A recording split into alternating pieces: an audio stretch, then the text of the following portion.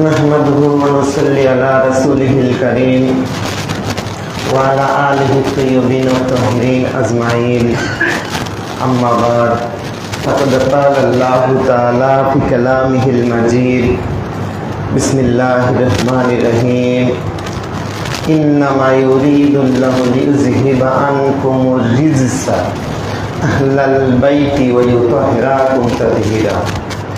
सदक़ल्लाहुल अज़ीम व सदक़ रसूलुहुन नबियुल करीम व नहनु अला ज़ालिका मिनश शाहिदीन।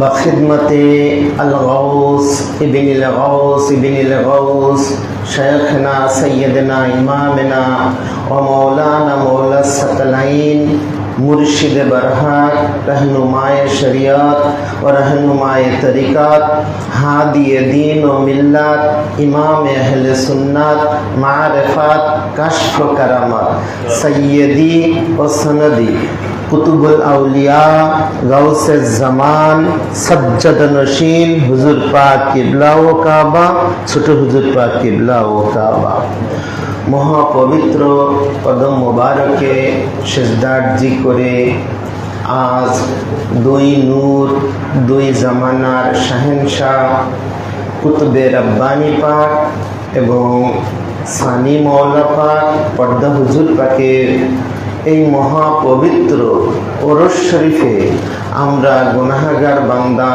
বান্দিরা যে যেভাবে এই দরবার পাকে হাজির হয়েছি, মওলা আপনার পাক দরবার পাকে আমাদের প্রত্যেকের হাজিরাখানা কবুল ও মঞ্জুর করে নিন।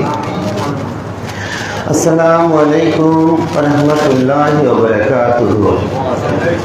1180 হিজরি আনুমানিক 1767 খ্রিস্টাব্দের দিকে বাগদাদ শরীফ থেকে এক নুরানি কাফেলা আওলাদে আতাহার এই পাক জমিনে তথা উপমহাদেশের জমিনে উড়িষ্যার চাঁদবালির বন্দর হয়ে সর্বপ্রথম প্রবেশ করেন। উড়িষ্যার চাঁদবালির বন্দর হয়ে বীরভূম জেলার কুষ্টিগিরি নামক একটি জায়গাতে এসে এই নুরানি মোবারকময় কাফেলা খানদানে আওলাদে আতাহার সর্বপ্রথম অবস্থান করেন। এখানে গৌসে সানি হযরত মাওলানা সৈয়দনা সৈয়দ শাহ জাকির আলী আল কাদরি আলাইহিস সালাম এবং কুতুবে বারি হযরত মাওলানা সৈয়দনা সৈয়দ শাহ রওশন আলী আল কাদরি আলাইহিস সালাম পাক বিদ্যমান ছিলেন এবং আজ যার উরুস শরীফ উনিও ছিলেন হযরত মাওলানা সৈয়দনা সৈয়দ শাহ তোফায়েল আলী আল কাদরি আলাইহিস সালাম পাক। তো হুজুর পাকদের এই কাফেলা দুটি ভাগে অংশে বিভক্ত হয়ে যায়। একটি চলে যান কুশি নদীর তীরে তথা পূর্ণিয়া শরীফের হযরত রওশনগঞ্জ পাকে হযরত মাওলানা সৈয়দ শাহ রওশন আলী আল কাদরি আলাইহিস সালাম পাক এবং অজয় ও কুনু নদীর তীরে মঙ্গলকোট শরীফের মতো মহাপবিত্র পূর্ণ জায়গাটাকে গৌসে সানি আলাইহিস সালাম পাক নির্বাচন করেন।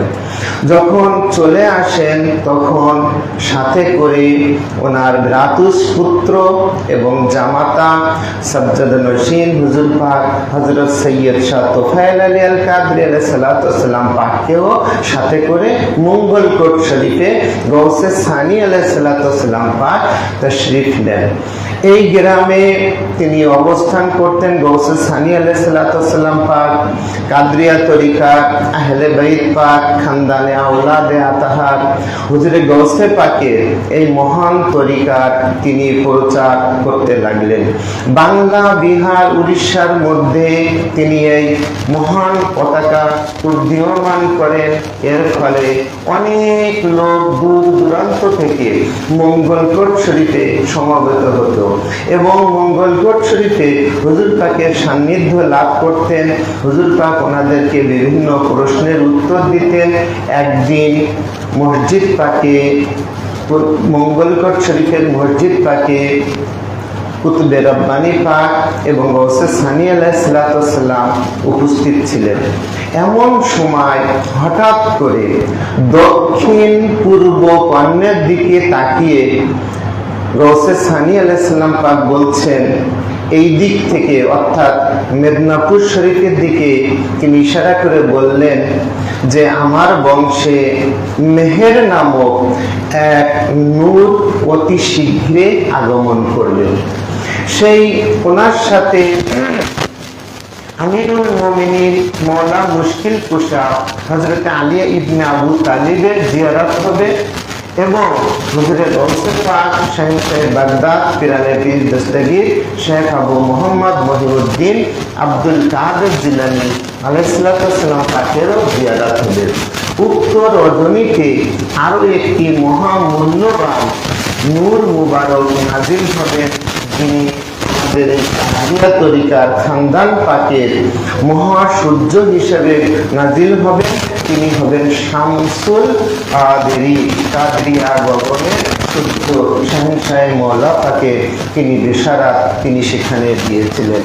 মওলা গৌসে সানি আলাইহিস সালাম পাক যে সময় দুনিয়া থেকে রেহলা তথা পর্দায় খায়ের ওনার বেসাল শরীফ হবে, ঠিক সেই মুহূর্তে কুতুবে রাব্বানী আলাইহিস সালাম পাক মঙ্গলকোট শরীফে তিনি অবস্থান করছিলেন। ফলে ওনার বেসাল পাকের পরে গৌসে সানি আলাইহিস সালাম পাক যখন ওনার রওজা পাকে সম্মানিত করা হলো, ওনাকে রাখা হলো, ঠিক 2 দিন পরে বা 1 দিন পরে কুতুবে রাব্বানী পাক মঙ্গলকোট শরীফে এসে দেখলেন ওনার পীর মুর্শিদ পাক, ওনার প্রাণ প্রিয় চাচাজান দুনিয়া থেকে পর্দায় খায়রে চলে গিয়েছে। তাই তিনি অনেক কষ্ট পেলেন, অধিক দুঃখে কষ্টের সাথে সন্ধ্যার পরে এশার নামাজের পরে তিনি মাজারে আকদাসে হাজির হলেন।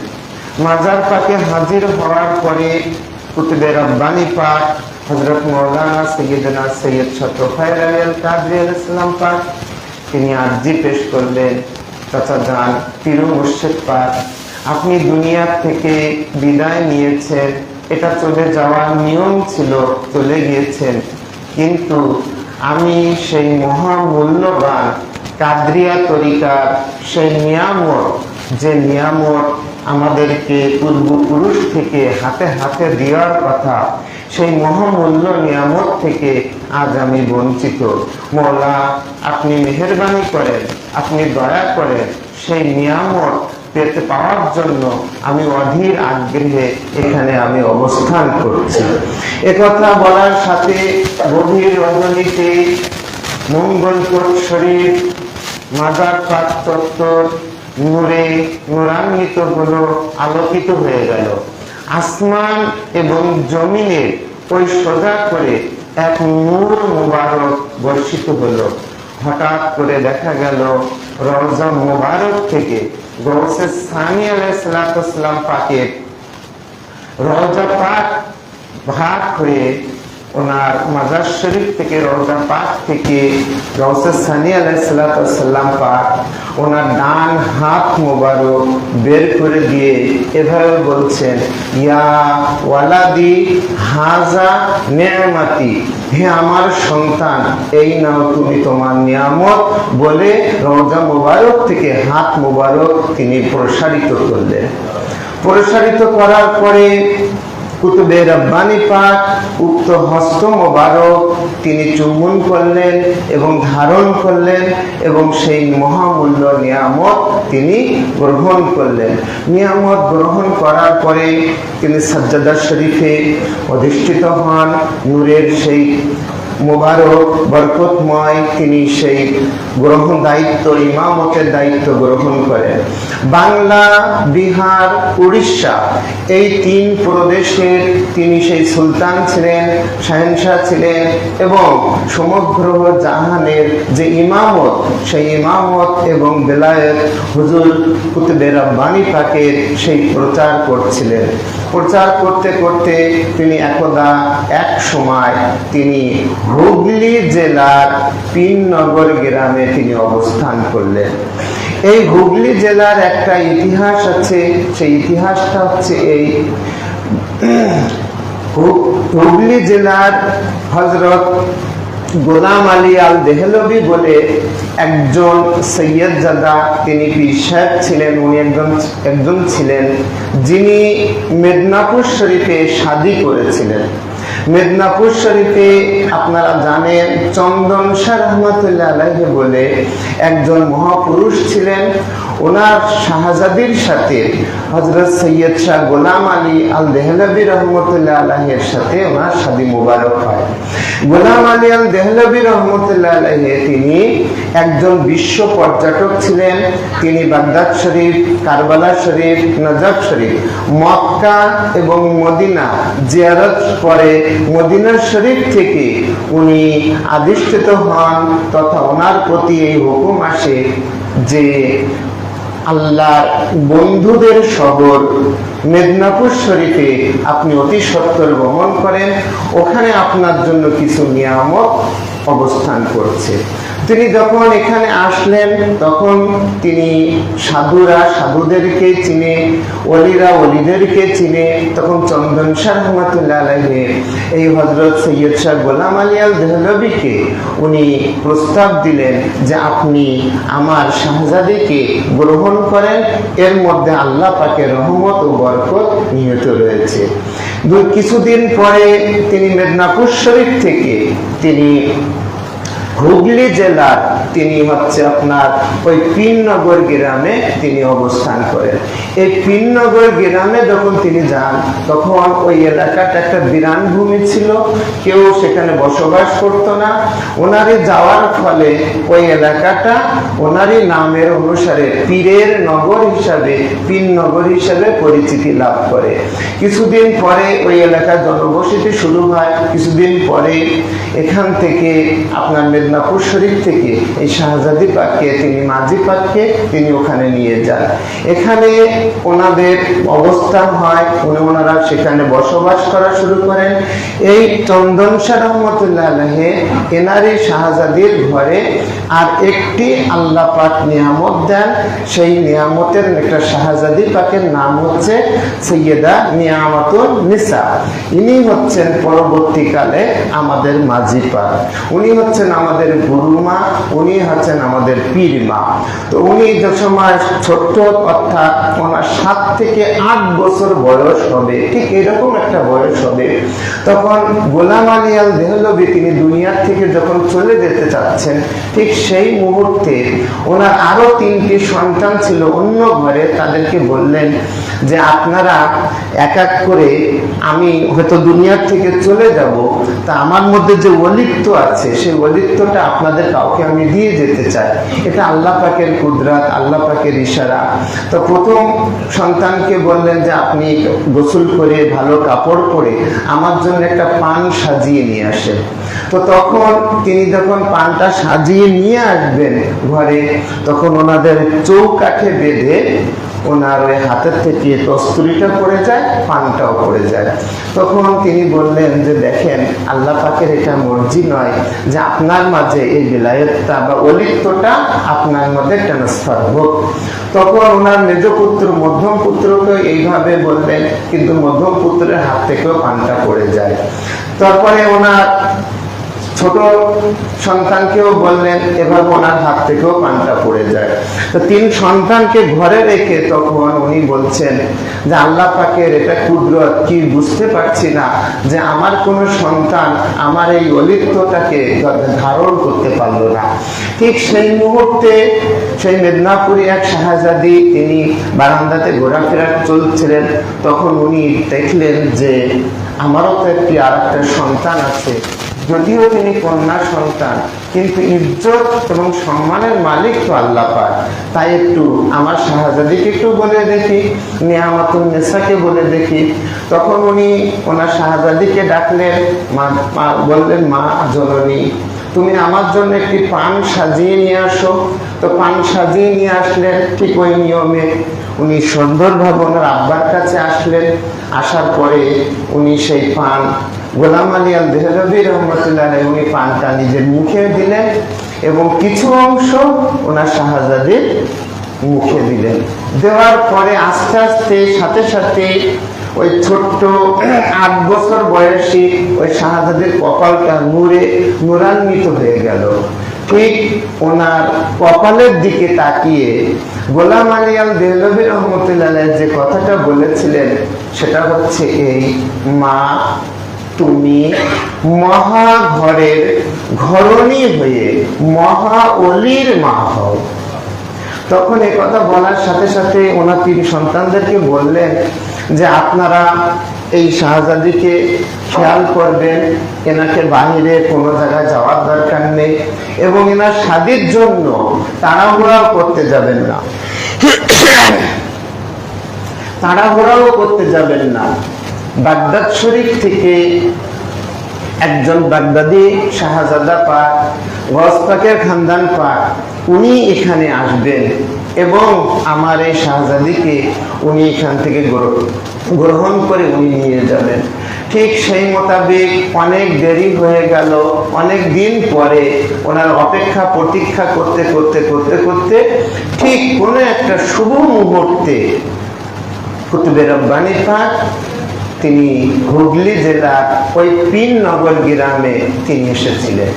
আসার পরে যখন ওনার খুশবু চতুর্দিকে ছড়িয়ে গেল, তখন এই 3 ভাই জামিল, হযরত সৈয়দ শাহ জামিল আহমেদ, খলিল আহমেদ এবং কফিল আহমেদ, এই 3 ভাই ওনার কথা শুনে ওনার কাছে যে জিয়ারত প্রার্থনার জন্য আবেদন জানালেন।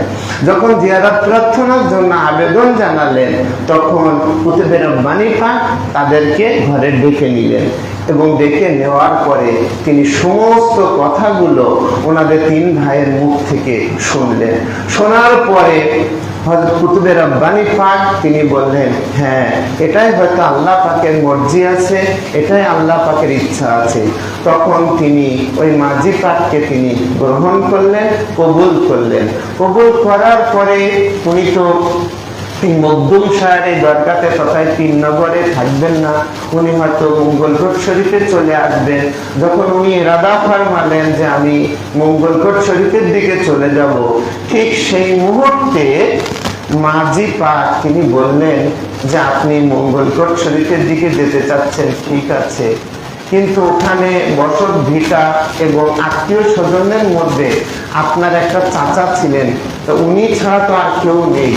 তা আপনি যদি মর্জি ফরমান, আপনার যদি মর্জি হয়, তাহলে আমি একটা সুন্দর শহরের কথা বলতে পারি যেখানে আল্লাহর অনেক ওলি একরাম আছেন, অনেক গওস কুতুব এসেছেন, অনেক আল্লাহর ওলিরা আছেন। সেই গ্রামটা, সেই শহরটার নাম হচ্ছে মদিনাতুল আউলিয়া, মেদিনীপুর শরীফ। তো আপনি যদি ইচ্ছা করেন তাহলে সেই মেদিনীপুর শরীফে আপনি যেতে পারেন। এই মেদিনীপুর শরীফে মির্জা মহল্লায় শহরের ভিতরে আমার মায়ের পাকা দোতলা একটি বাড়ি আছে এবং এই জমি এবং এই বাড়ির সম্পূর্ণ মালিকানা আমার। এখন আপনার ইচ্ছা, আপনার মর্জি, আপনি যেখানে আমাকে নিয়ে যাবেন আমি সেখানেই যাব। তখন কুতুবে রব্বানী পাক হযরত মাওলানা সৈয়দনা সৈয়দ শাহ তোফায়েল আলী আল কাদরি আলাইহিস সালাম পাক তিনি ওখান থেকেই মেদিনীপুর শরীফের সেই মঞ্জারা, সুন্দর সেই দৃশ্য তিনি অবলোকন করে তিনি মর্জি পাক ফরমালেন। প্রায় 1225 হিজরির দিকে সর্বপ্রথম খানদানে পাক আওলাদে আতহার উনি হযরত মাওলানা সৈয়দনা সৈয়দ শাহ তোফায়েল আলী আল কাদরি আলাইহিস সালাম পাক মেদিনীপুর শরীফের পাক জমিনে কদম মোবারক রাখলেন এবং ইতিহাসের সেই বিখ্যাত বাড়িটির নাম দায়রা পাক। সেই দায়রা পাকে তিনি অবস্থান করলেন।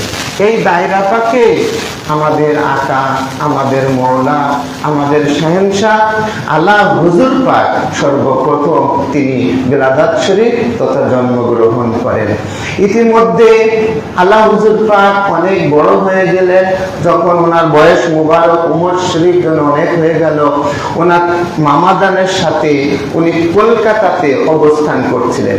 কলকাতাতে যখন অবস্থান করছিলেন, এই সময়ের মধ্যে কুতুবে রব্বানী পাক মেদিনীপুর শরীফ, মঙ্গলকোট শরীফ, মেদিনীপুর শরীফ, মঙ্গলকোট শরীফ, এই যাতায়াতের পথটাকে তিনি বেছে নিয়েছিলেন। মেদিনীপুর শরীফ থেকে মঙ্গলকোট শরীফ আসতেন, মঙ্গলকোট শরীফ থেকে মেদিনীপুর শরীফে আসতেন। এভাবে যাওয়ার পথে তিনি বর্ধমানের একটি জায়গা আছে, যে জায়গাটার নাম হচ্ছে পানুয়া গ্রাম। এই পানুয়া গ্রামে একটা জাগ্রত সাধু থাকতো, এক দরজা বিশিষ্ট একটি সমাধি ছিল। সে সমাধিতে উনি জিয়ারতের জন্য যান। জিয়ারতের জন্য যাওয়ার পরে তিনি যখন ওর ভিতরে ঢুকলেন, পিছন দিক থেকে যেন মনে হলো কে যেন দরজা লাগিয়ে দিয়েছে। যাই হোক, ওখানে যিনি সাধু ছিলেন তিনি অনেক অনুরোধ করলেন, হুজুর পাক আপনি আমার সাথে এখানে থেকে যান। তখন হুজুর পাক বললেন, তুমি এটা কি বলছো? আমার পীর মুর্শিদ পাক, আমার মওলা, তিনি আমার জন্য মঙ্গলকোট শরীফে অবস্থান করছে। আর আমরা কি যে কোনো জায়গায় যে কোনো সময় সব সময় কি আমরা আমাদের থাকার উপযুক্ত জায়গা নয়। আমাদের জায়গা আল্লাহ পাক রোজে আজল থেকে আমাদেরকে নির্ধারণ করে দিয়েছেন, সেখানে আমাদেরকে থাকতে হবে, আমাদেরকে ছেড়ে দাও। তখন উনি ওখান থেকে চলে আসলেন। চলে আসার পরে যখন সমাধি স্থল থেকে যখন বেরোচ্ছেন, তখন হুজুর পাক মালিক পাকে তখন চেহারা মোবারকটি একটু নুরানি ভাব আসলো। উনি অনেকটা মাথা নিচু করে ওইখানে আসলেন, তারপরে বিশ্রাম করলেন। ওই পানুয়া গ্রাম থেকে মিরাডাঙ্গা বলে পাশে আর একটা গ্রামে তিনি অবস্থান করলেন।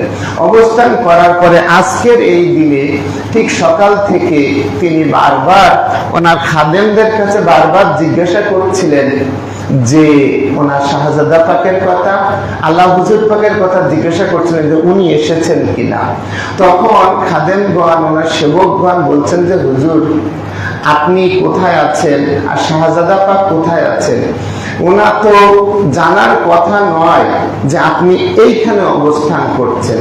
তখন হুজুর পাক ওনাদের কোনো কথাই শুনলেন না। উনি বারবার জিজ্ঞাসা করছেন উনি এসেছেন কিনা। যখন বিকাল হয়ে গেল, তখন হুজুর পাক বারবার ইরশাদ ফরমাচ্ছিলেন যে আমার শাহজাদা পাক উনি এসেছেন কিনা। তখন খাদেমগণ কোনো উত্তর দিতে পারছিলেন না যে না হুজুর পাক উনি তো এখনো তাশরীফ নেননি। যখন সন্ধ্যা ঘনিয়ে গেল, একটু সন্ধ্যা হয়ে গেল, ঠিক সেই মুহূর্তে কুতুবে রব্বানি পাক যে হুজরা শরীফে অবস্থান করছিলেন, ওই হুজরা শরীফে উনি দস্তক দিলেন। দস্তক দেওয়ার সাথে সাথে মোল্লা তিনি আরাম গা ছেড়ে বসলেন, বললেন সাথে সাথে দরজা খুলে দাও, আমার জানশীন চলে এসেছে, ওনাকে আমার ভিতরে আসতে দাও। সাথে সাথে উনি চলে আসলেন ভিতরে। ওনারা পিতা পুত্রের মধ্যে সেই মহব্বত তথা ভালোবাসা, ওনাদের সেই জিনিসটি তৈরি হলো। ওনার তখন বাইরে সবাই চলে আসলো। কিছুক্ষণ পরে এই মহাপবিত্র রজনীতে উনি বাইরে আসলেন এবং আল্লাহ হুজুর পাক তিনি ঘোষণা দিলেন যে আমাদেরকে তিনি ছেড়ে এই দুনিয়া থেকে পর্দা নিয়েছেন। আজকের এই মহারজনীতে মহান আল্লাহ পাকের সান্নিধ্য লাভ করেছেন। তিনি আল্লাহ রব্বুল আলামিনেতে তিনি মিলে গিয়েছেন। তখন ওনার জানাজা শরীফ তথা ওনার গোসল মোবারক, ওনাকে সেই তাবুত মোবারক সাজানো হলো। সকালবেলা যখন ওনার তাবুত পাক সাজানো হলো, যখন উনি চাইছিলেন যে মাঝি পাক তখনও মেদিনীপুর শরীফে আছেন, তাই মেদিনীপুর শরীফের দিকে নেওয়ার ইরাদা ফরমালেন। যখন মেদিনীপুর শরীফের নিয়তে ইরাদা ফরমালেন, তখন তাবুত মোবারকটি অত্যন্ত সহজ আর হলো না, অর্থাৎ কঠিন হয়ে গেল সেখান থেকে নিয়ে যাওয়া। তখন আল্লাহ হুজুর পাক নিজেই এই তাবুত মোবারকের কাছে এসে বললেন যে হুজুর পাক আপনার মনে হয় মেদিনীপুর শরীফের চাইতে আপনি মনে হয় মঙ্গলকোট শরীফের দিকে যেতে বেশি ইরাদা ফরমাচ্ছেন, সুতরাং আপনি আমাদের জন্য সহজ হয়ে যান, আমাদের জন্য কাজটা সহজ করে দেন, আমরা আপনাকে নিঃসন্দেহে মঙ্গলকোট শরীফের দিকে আপনাকে তাবুত মোবারক সহ আপনাকে নিয়ে যাব। যখন এই কথা বললেন তখন এই তবুত মোবারক খুব আসান হয়ে গেল, সহজ হয়ে গেল। সেই তবুত মোবারক আস্তে আস্তে যেতে যেতে যেতে যেতে ওনার সেই প্রাণ প্রিয় চাচা যান মুর্শিদ কিবলা এবং কাবা ওনার পাশেই ওনাকে সমাহিত করা হলো। ওনার রওজা মোবারক তৈরি হয়েছে সেখানে। মঙ্গলকোট শরীফে 3টি রওজা পাক রয়েছে। একটি গাউসে সানি হযরত মাওলানা সৈয়দনা সৈয়দ শাহ জাকির আলী আল কাদরি আলাইহিস সালাম পাক, এবং ওনার পাশে আজ যার মহা উরুস শরীফ হযরত মাওলানা সৈয়দনা সৈয়দ শাহ তুফাইল আলী আল কাদরি আলাইহিস সালাম পাক, এবং একটু দূরে আরেকজন শাহজাদা পাক রয়েছেন যিনি হযরত সৈয়দ শাহ ফজলে আলী আল কাদরি আলাইহিস সালাম পাক, যিনি গাউসে সানি আলাইহিস সালাম পাকের শাহজাদা পাক ছিলেন। উনি অত্যন্ত অল্প বয়সে এই দুনিয়া ত্যাগ করেন। ওখান থেকে এটা হচ্ছে আজকে আমাদের দুই মহান বাদশাহ, দুই সাজ্জাদানশীন হুজুর পাকের আমাদের হচ্ছে আপনার উরুস শরীফ। এখানে এই উরুস শরীফে আমরা ফায়েজ এবং বরকত দুই দিক থেকে আমরা নিয়ামত লাভ করছি।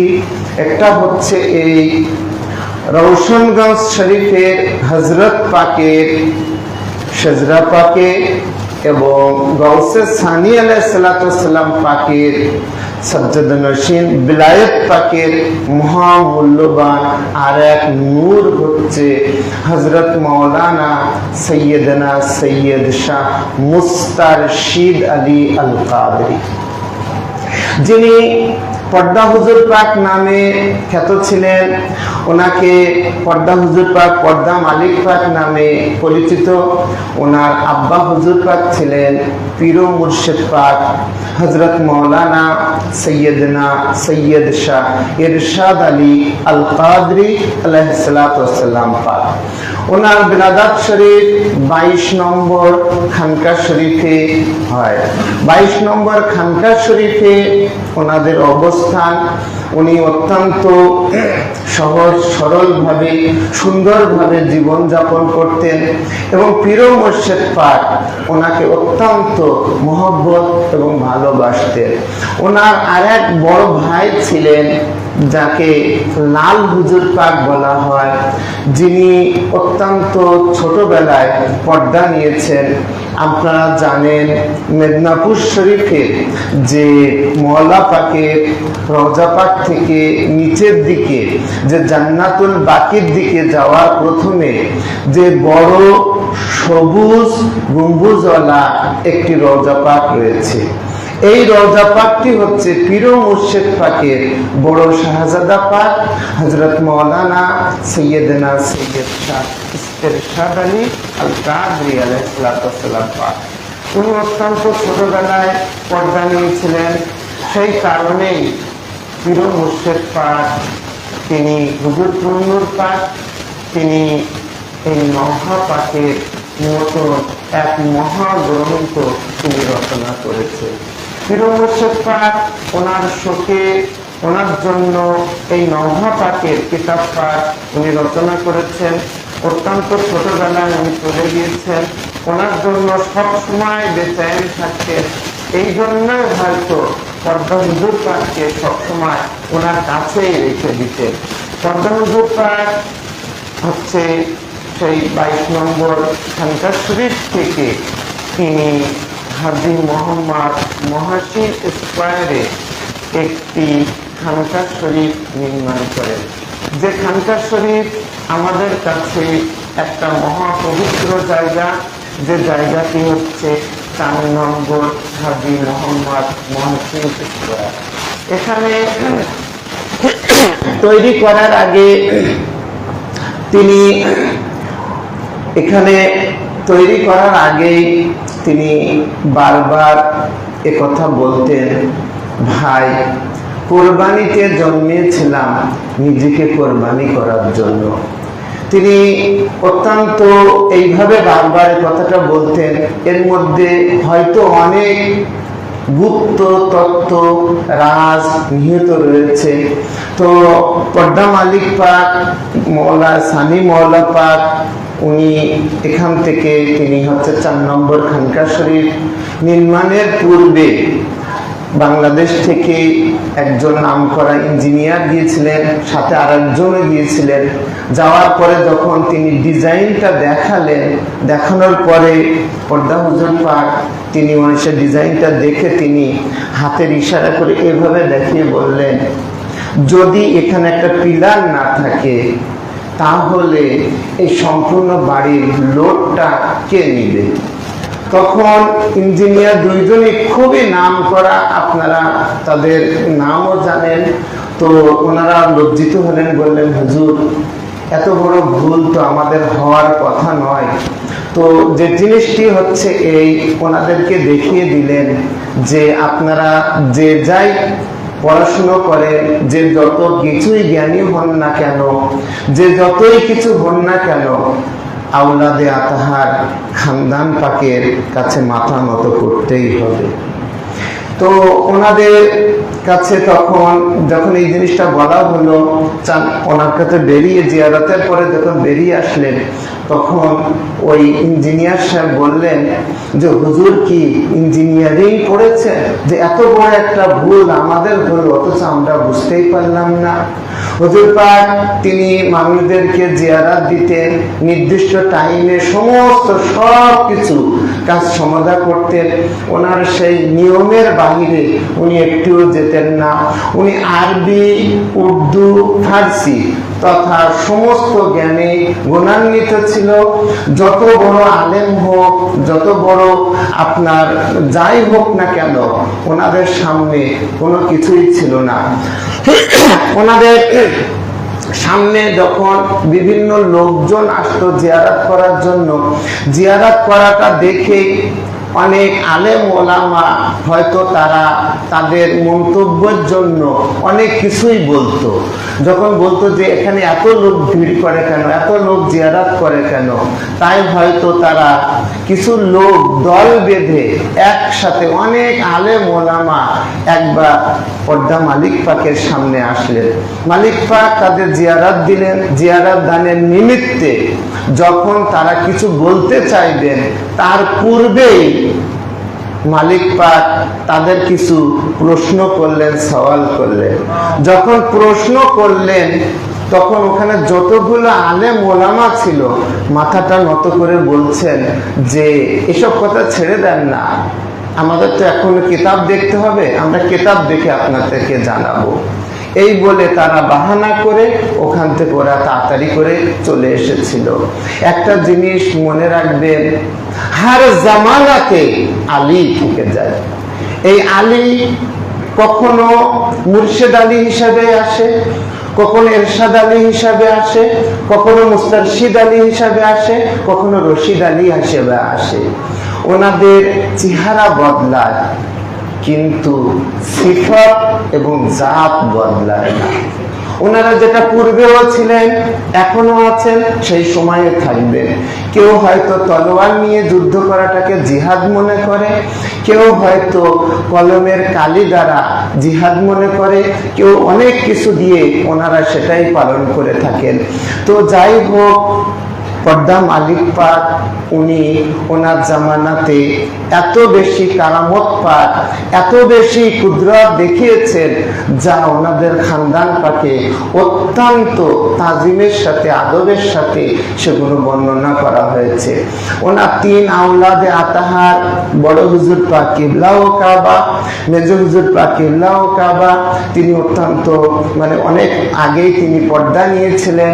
এখন আমাদের মাঝে ওনারই নূরের টুকরা ছোট হুজুর পাক কিবলা ও কাবাকে আমরা জিয়ারত করার জন্য আমাদের চোখ দুটো আল্লাহ পাক এখনো সচল রেখেছেন। আমরা সেই আল্লাহ রাব্বুল আলামিনের কাছে নিয়ামতের শুকরিয়া আদায় করি যে আল্লাহ পাক ছোট হুজুর পাকের মতো এক মহামূল্য নিয়ামত আমাদেরকে দান করেছেন। আপনারা অনেকেই শুনেছেন যে হযরতে দাউদ আলাইহিস সালাম অত্যন্ত সুন্দর করে জবুর কিতাব তেলাওয়াত করতেন। ওনার তেলাওয়াত শোনার জন্য দূর দূরান্ত থেকে শুধু মানুষ আসতো না, সমুদ্রের মাছ পর্যন্ত চলে আসছে। কোরআন শরীফে এই ঘটনাগুলো লেখা আছে। গাছের পশু পাখি, সাপ বিচ্ছু বাঘ হরিণ সবাই মিলে একসাথে বসে ওই তেলাওয়াত শুনতেন। আমাদের আকা, আমাদের মওলা ছোট হুজুর পাক যে সময় তেলাওয়াত করতেন, যে সময় 4 নম্বরে মুহররম শরীফের মাসে ওনার তেলাওয়াত শোনার জন্য দূর দূরান্ত থেকে, অনেক দূর থেকে শুধু একটা তেলাওয়াত শোনার জন্য ওনার কাছে আসতেন। তো পর্দা হুজুর পাক তিনি সবসময় ওনাকে সবার শেষে পড়তে দিতেন, অর্থাৎ সবাই আগে পড়া পাক হওয়ার পরে কিয়াম পাক এবং মুনাজাত পাকের আগে ছোট হুজুর পাকের পড়া পাক সে সময় ওনাকে পড়তে দিতেন। যখন ছোট মালিক পাক পড়া পাক শুরু করতেন, মানুষ, অসংখ্য মানুষ 4 নম্বরে উপস্থিত থাকতো। শুধু নিঃশ্বাসের শব্দ শোনা যেত, আর কিছু শোনা যেত না। হুজুর পাকের পড়া পাওয়ারও এতটাই বরকতের ছিল। মানুষ এত অধীর আগ্রহের সাথে এই পড়া পাক শুনতেন এবং শোনার সাথে সাথে তাদের জান এবং দিল দুটোই ঠান্ডা হয়ে যেত। তো এই খানকা শরীফেও বাংলাদেশ বেতারের পক্ষ থেকে ওনার পড়া পাঠ রেকর্ডিং করা হয়েছে। এখান থেকে আপনার আগারগাঁও ওনাদের সেই বাংলাদেশ বেতার অফিস আছে, এখানে জাতীয়ভাবে বাংলাদেশ বেতারের আপনার ছোট মালিক পাকের পড়া পাঠ শোনানো হয়েছে। তো পড়া পাঠ যখন শোনানো হচ্ছিল, যে সময় রেকর্ডিংটা বাজানো হচ্ছিল, সে সময় বাংলাদেশ বেতারের বড় বড় অফিসাররা তাদের টেবিল ছেড়ে রেকর্ডিং রুমের সামনে এসে দাঁড়িয়ে গেল যে কার পড়া পাঠ, এত সুন্দর তেলাওয়াত আমরা ইতিপূর্বে শুনিনি।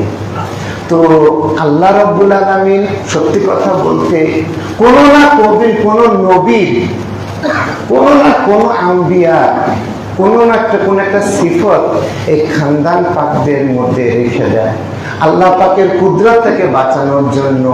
তো একদিন একটা খ্রিস্টান মহিলা, তিনি সকালবেলায়, খুব সকালে তিনি 4 নম্বরে হাজির হয়েছেন। হাজির হওয়ার পরে উনি ওনার দুঃখের কথাটা হুজুর পাককে শোনাচ্ছেন, আর কথাটা শুনতে শুনতে ওনার 2 চোখ দিয়ে অশ্রু বিসর্জন হচ্ছে। যদিও তিনি মুসলিম নন, তারপরেও হুজুর পাকের কাছে কথাগুলো বলে তিনি তৃপ্তি পাচ্ছেন। তো যখন ওই মহিলা, ওই রমণী খ্রিস্টান মহিলা, যখন তিনি ওনার কথাটা শেষ হয়ে যাচ্ছে আবার শুরু থেকে বলছেন, যখন আবার শেষ হয়ে যাচ্ছে আবার শুরু থেকে বলছেন, তখন পর্দা মালিক পাক ওনার কথাগুলো খুব আগ্রহের সাথে শুনছেন। শুনতে শুনতে যখন পাশের একজন খাদেম সাহেব বলছেন যে আপনি তো একই কথা বারবার বলছেন, হুজুর পাক আপনার কথাগুলো শুনেছেন আর আপনার জন্য দোয়াও করেছেন, আপনি ধৈর্য ধারণ করেন এবং চলে যান। সাথে সাথে পর্দা মালিক পাক একথা বললেন যে সে বড় দুঃখিনী, তার দুঃখের কথাগুলো দরবার পাকে বলবে না তো কোথায় বলবে? তাকে বলতে দাও, তাকে বলতে দাও, সে বলে ঠান্ডা হোক। আমি তার জন্য তো দোয়া করেছি, ঠিকই আছে, কিন্তু তার মনের দিক থেকে সে একটু হালকা হতে চাচ্ছে। এভাবে তিনি দিন দুঃখীদেরকে সেবা করেছেন। জাতি, বর্ণ, ধর্ম নির্বিশেষে মওলার এই দরবার পাকে তিনি সবাই আশ্রয় পেয়েছে। কে পায়নি? আসমান থেকে শুরু করে জমিন পর্যন্ত সমস্ত মখলুকাতের রহমত হিসাবে এই আলে রহমাতুল্লিল আলামিন আমাদের মাঝে দয়া দেখানোর জন্য, দয়া দেওয়ার জন্য, রহমত দেওয়ার জন্য এসেছে। 78 খ্রিস্টাব্দে কলকাতাতে একটা বন্যা হয়, যে বন্যাতে আপনার সবকিছু পশ্চিমবঙ্গ প্লাবিত হয়ে যায়। প্লাবিত হওয়ার এই ঘটনাগুলো খবরের কাগজে, নিউজ পেপারে তখন খুব আসতে শুরু করলো। মেদিনীপুর শরীফে খবর আসতে শুরু করলো, জগন্নাথ মন্দির 2 তলা পর্যন্ত ডুবে গিয়েছে, এই সমস্ত খবর আসছে। কিন্তু প্রত্যন্ত অঞ্চলের সেই খবরগুলো আর আসছে না। তখন হুজুর পাকের কাছে বারবার জিজ্ঞাসা করা হলো, হুজুর পাক মেদিনীপুর শরীফের এই খবর, তারপরে স্ত্রীগঞ্জ পাকের এই খবর যখন বলা হচ্ছে, তখন তিনি বলছেন যে আমি মেদিনীপুর শরীফ নিয়ে চিন্তিত নই, আমি মঙ্গলকোট শরীফ নিয়ে চিন্তিত। তখন তিনি বললেন, মনে হচ্ছে নূহ আলাইহিস সালামের মতন তুফান শুরু হয়ে যাবে। তখন তিনি বারবার ওই দিকেই বারবার তাকাচ্ছেন। এবং আমাদের পূর্ণিয়া শরীফের ম্যানেজার ছিলেন ওয়াসিম সাহেবকে বাদ দিয়ে বারবার তিনি খবর নেওয়াতেন এবং আরো তিনি বলতেন যে দেখো তো কি অবস্থা, মঙ্গলকোট শরীফের রওজা মুবারক ছাড়া চতুর্দিকে বন্যায় সম্পূর্ণভাবে প্লাবিত হয়ে গেল। এবং যখন প্লাবিত হয়ে গেল, তখন তিনি একটু পানি কমে আসার সাথে সাথে তিনি কিছু রিলিফ দিয়ে অনেক ডাক্তারদেরকে নিয়ে, ডাক্তার হালিম ছিলেন, ডাক্তার মকসুদ ছিলেন এবং ডাক্তার আমিনের সাহেবের মতন লোকদেরকে, মহামূল্যবান রত্নদেরকে মাধ্যমে তিনি কিছু ঔষধ পত্র রিলিফ দিয়ে সর্বপ্রথম সরকারি সাহায্য সহযোগিতার সবার আগে মওলা তিনি কি করলেন, রিলিফ মঙ্গলকোট শরীফ পাঠালেন। পাঠানোর পূর্বে তিনি একথা বারবার বললেন যে শোনো, তোমরা যে সময় রিলিফ দিবে, খবরদার রিলিফ দেওয়ার সময় কাউরের মুখের দিকে তাকাবে না, হাতের দিকে তাকাবে, যাকে খুশি তাকে দিয়ে দিবে, যে আসতে চায় তাকেই দিয়ে দিবে, কাউরের দিকে তোমরা মুখের দিকে তাকিয়ে দিও না, খবর তোমরা এইভাবে দাও। তখন অনেক ম্যাজিস্ট্রেট এবং এসপি ওনারা এসে বললেন যে আপনারা মঙ্গলকোট শরীফে যেতে চাচ্ছেন তো, যেতে পারবেন না, কেননা মঙ্গলকোট শরীফে আপনার অনেক পশু পাখি, গবাদি পশু, অনেক কিছু মরে আপনার রাস্তাগুলো প্লাবিত হয়ে গিয়েছে, রাস্তায় আর যাওয়ার মতন জায়গা নেই। তখন যারা হুজুর পাক যাদেরকে পাঠিয়েছিলেন তারা বললেন, না যাওয়া গেলেও আমাদেরকে সেখানেই যেতে হবে এবং আমাদের খানকা শরীফ আছে, আমাদের আশ্রম আছে, আমাদের সেই আশ্রমে যে আমাদেরকে এই রিলিফ গুলো দিতে হবে। তখন তিনি সেই রিলিফ গুলো ওনাদের মাধ্যমে হুজুর পাক সেই সর্বপ্রথম সেই মহাপ্লাবিত বন্যাত্ম দুর্গত সে ভাসমান লোকদের কাছে সর্বপ্রথম তাদের মুখে আহার তুলে দেন। এই সেই রহমাতুল্লিল আলামিনের বংশধর, যারা সেই সৃষ্টির আদিকাল থেকে এই পর্যন্ত আমাদের মাঝে সেই রহমত বরকতের সেই মহামূল্যবান ভান্ডারগুলো ওনারা আমাদের কাছে দিয়ে চলেছেন।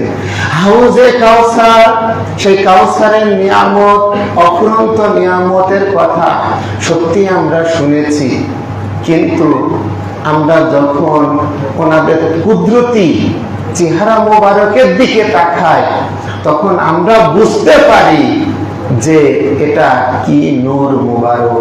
ওনাদের সেই নূরে নূরান্বিত সেই চেহারা মুবারক, ওনাদের সেই খুশবু আজও বলে দেয় যে সে এটা আলে পয়গম্বর রহমাতুল্লিল আলামিনের আওলাদ পাক, যাদেরকে আমরা নামাজের মধ্যে, দরুদ শরীফের মধ্যে সব সময় স্মরণ করে থাকি।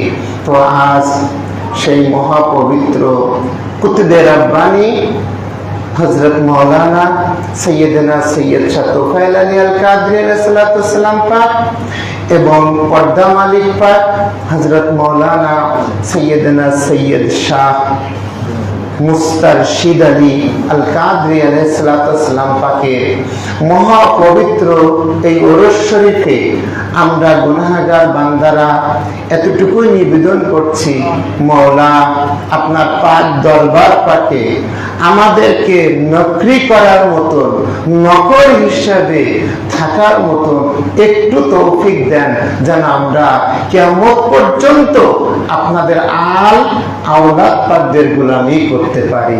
আসসালামু আলাইকুম ওয়া রাহমাতুল্লাহি ওয়া বারাকাতুহু।